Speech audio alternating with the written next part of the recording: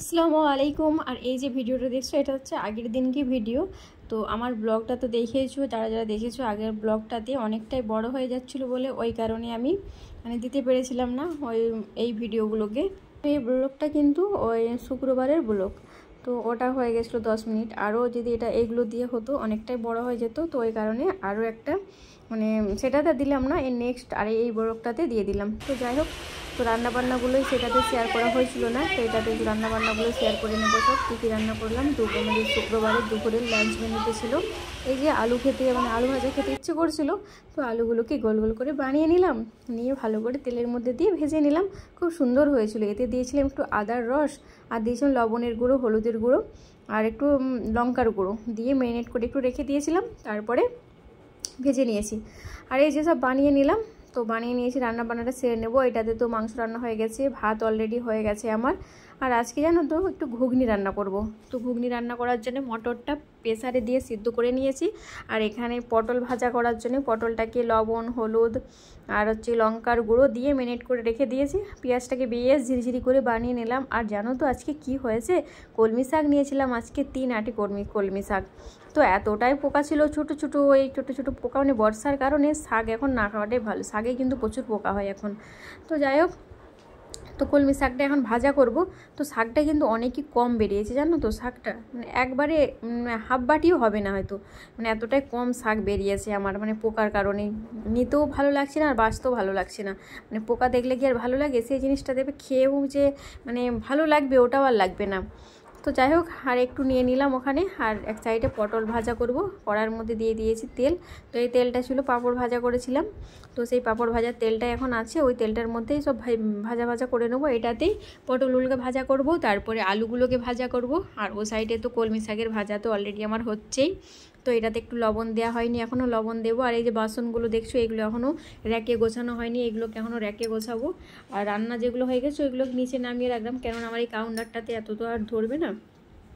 তো চলো ভাজাগুলো করে নিই, তারপরে আসছি।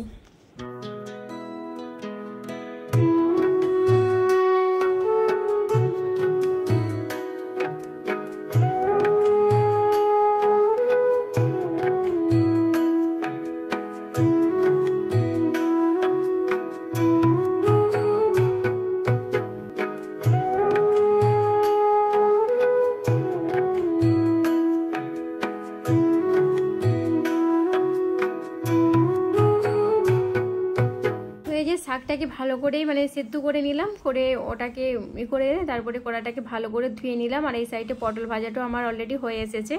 যে পটল ভাজাগুলো এগুলো কিন্তু আমি একাই খাবো, কেন বলো তো? ছেলেরাও খেতে চাই না পটল ভাজা। আমাকে কিন্তু পটল ভাজা খেতে অনেক ভালো লাগে। পটলের যখন পটলটা যখন ফ্রাই করা হয় তার সেন্টটাই কত সুন্দর আছে বলো তো। তো যাই হোক, পটলগুলোকে ভেজে নিই, চলো পটলগুলো ভেজে উঠিয়ে নিই। আর এই সাইডে দেখছো ছোট ছোট খেলনাগুলো, এই যে খেলনাগুলো নিয়ে এসেছিলাম সেই দিনকে, আমার সেই ছোটোবেলায় খেলতাম এই খেলনাগুলোই। তো খেলনাগুলোকে না আমি অনেক মিস করি। তো গেছিলাম অনেক সকাল করে, পেয়ে গেলাম, নিয়ে নিয়েছি। তো এইগুলো দিয়ে একটা ভিডিও বানাবো। তো এখন না, এখন এই কয়েকদিন আমি অনেকই ব্যস্ত থাকবো, কেননা আমার গ্যালারিতে না প্রচুর পরিমাণে ভিডিও আছে, সেইগুলোকে এখন এডিটিং করে আপলোড করব। তো এখন করে এই কয়েকদিন আমার নতুন ভিডিও যাবে না, আগের ভিডিওগুলো সব এডিটিং করে, তো এগুলোকে এডিটিং করে পোস্ট করব। কারণ আমি তো কোনো কিছুই জানতাম না। তো গোলাপি বোনকে ফোন করেছিলাম, তো গোলাপি বোনকে ফোন করার পর আমি জানতে পারলাম যে কপিরাইটগুলো কপিরাইট ওখান থেকেও ই করা যায়, কিন্তু কোনো কিছু তো জানতাম না কপিরাইটগুলো কি করে আমি ঠিক করব। তো অনেকটাই আমি ঘাবড়িয়ে গেছিলাম। তো এই কারণে অনেকগুলো ভিডিওকে আমাকে ডিলিট করতে হয়েছে, আর কিছুগুলো সেভ করতে পেরেছি আমি।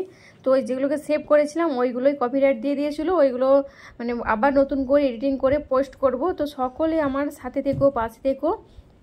আমার এই তোমাদের ভালোবাসার আমার অনেকই অনেকই দরকার, কেননা আমার এতগুলো 48টা ভিডিও, 48টা ভিডিওতে কপিরাইট দিয়ে দিয়েছিলো। বুঝতেই তো পারছো, এতগুলো ভিডিওতে ভিউজ বলো, তারপরে ওয়াচ টাইম বলো, সবগুলো তো আমার হয়ে যাবে। তো ওই কারণেই বলছি তোমাদেরকে, আমার ইউটিউব পরিবার সকলকে বলছি আমি যে আমার পাশে থেকো, আমাকে সাপোর্ট করো, বাস এইটুকুই চাই তোমাদের কাছ থেকে। তো এতগুলো ভিডিও কপিরাইট আসার পর বুঝতেই পারছো অবস্থা কেমন হয়, ভালো লাগছে না কোনো কিছুই। তো যাই হোক, আমার গোলাপি বোনকে অনেক অনেক অনেক মানে ধন্যবাদ। গোলাপি বোন যদি না ফোন করতো, না আমি না ফোন করতাম, গোলাপি বোন যদি না বলতো, আমার কোনো কিছুই হতো না। আমি অনেক টেনশনের মধ্যে ছিলাম। তো গোলাপি বোন আমাকে অনেকই হেল্প করলো, অনেক ভালো লাগলো যে না এখনও দুনিয়াতে এখনও বিনা স্বার্থের মানুষ আছে। তো আমি ভেবেছিলাম যে কলকাতায় থাকে যেহেতু প্রচুর অ্যাটিটিউড হবে, গোলাপি বোন বলো, সেলিমা বোন বলো, তো এরকম ভেবেছিলাম যে প্রচুর অ্যাটিটিউড হবে, কিন্তু না, অনেকই ওরা ভালো ভালো মনের মানুষ। তো যাই হোক, অনেকই ভালো লাগলো, তো আমাকে হেল্প করলো। তো যাই হোক বন্ধুরা, এইভাবে তোমরা সাপোর্ট করো। তো এই যে ঘুগনিটা বললাম রান্না করব, তো ঘুগনি রান্না করার জন্য এখানে তো পেঁয়াজ, আদা, রসুন সব ভালো করে কষিয়ে নিলাম। আর আলুগুলোকে বেশ ভালো করে বানিয়ে রেখেছিলাম ছোটো ছোটো করে, তো ওইগুলোকে এখন ভালো করে কষিয়ে নেব। তারপরে যে মটরগুলো সিদ্ধ করে রেখেছি ওইগুলোকে দেবো। তো ঠিক আছে বন্ধুরা, সাথে থাকো, দেখতে থাকো ব্লগটি।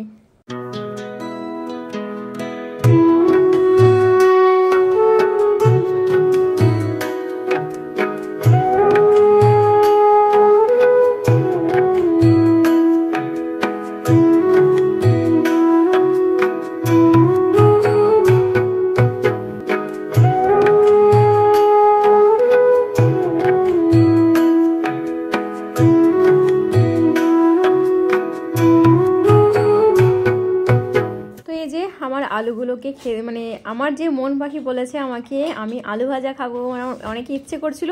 বৃষ্টিটাও হচ্ছে আজকে দুপুর থেকে, বৃষ্টির মধ্যে এই গরম গরম আলু ভাজা, পটল ভাজা, কলমি শাকের ভাজা, মাংস রান্না, আজকে দুপুরে লাঞ্চ মেনুটা জমে গেছে। আর আজকে ভেবেছিলাম আমি করবো, লুচি বানাবো, লুচি ঘুগনি খাবো বৃষ্টির মধ্যে।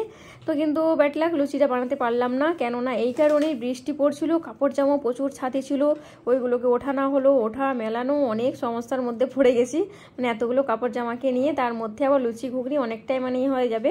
তার মধ্যে ছেলেদের আবার পড়াশোনা আছে, ওদেরকে পড়তে বসাতে হবে, ওদেরকেও তো সময় দিতে হবে। বাচ্চাদেরকে যদি না সময় দিই, ওদের তো পড়াশোনা কোনো কিছু তখন হয়ে উঠতে পারবে না, তাই না? মায়েদের কর্তব্য যেটা হতো তো করতেই হয়। তো যাই হোক বন্ধুরা, সাথে থাকো, আমাকে কিন্তু সাপোর্ট করো তোমরা সকলেই, বেশি বেশি করে সাপোর্ট করো। তোমাদেরকে এই রিকোয়েস্টটাই করলাম, কেননা আমার এতগুলো ব্লগে স্ট্রাইক খেয়ে গেছে, সরি স্ট্রাইক না, কপিরাইট এসে গেছে, বুঝতেই তো পারছো। আর আমি তো জানতাম না এত কিছু, যে কপিরাইট থাকলেও কোনো কিছু একটা হয়। তো যাই, গোলাপি বোন আমাকে বলেছে, অনেকটা হেল্প করলো। তোমরা সকলেই বেশি বেশি করে আমাকে সাপোর্ট করো। তো যাই হোক, রান্না বান্নাগুলো সারলাম, সেরে ভালো করে সব বাসন টাসনগুলো মেজে নিলাম। তো মেজে আর গিয়ে রুমগুলোকে এখন মুছে নেব, কেননা সেই যে মুছেছিলাম এর দিনে, গামড়ার দিনে, তো সেই দিনকেই মুছেছিলাম আর মোছা হয়নি। তো আজকে মুছে নেব। তো চলো রুমগুলোকে মুছে নিই।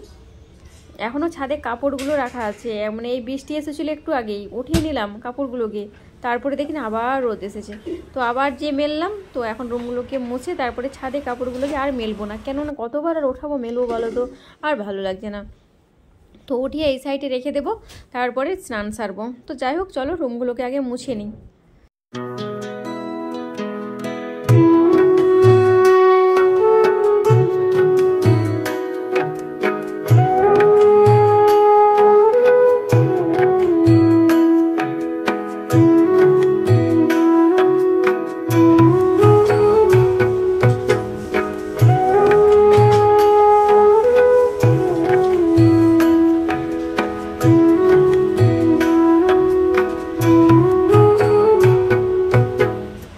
বললাম বৃষ্টি হচ্ছে, রিমঝিম বৃষ্টি, ঝমঝম বৃষ্টি, দেখতে পাচ্ছ। তার মধ্যে আমি রান্নাবান্নাগুলো সেরে নিলাম, সেরে এখন কিন্তু আমি ছাদে আছি। তো ছাদ থেকে একটু ক্যামেরা করলাম, তো ভালো আর হলো না, ওই করে আবার নিচে নেমে এলাম। তো নিচ থেকে একটু ভিডিও শ্যুট করলাম। আর আজকে তো শুক্রবার বললাম, ছেলেরা গেছিলো নামাজ পড়তে, তো নামাজ পড়ে এসে গেছে, বড় ছেলে বলো আর গিয়ে ছোটো ছেলেরা সবাই গেছিলো নামাজ পড়তে, নামাজ পড়ে চলে এসেছে।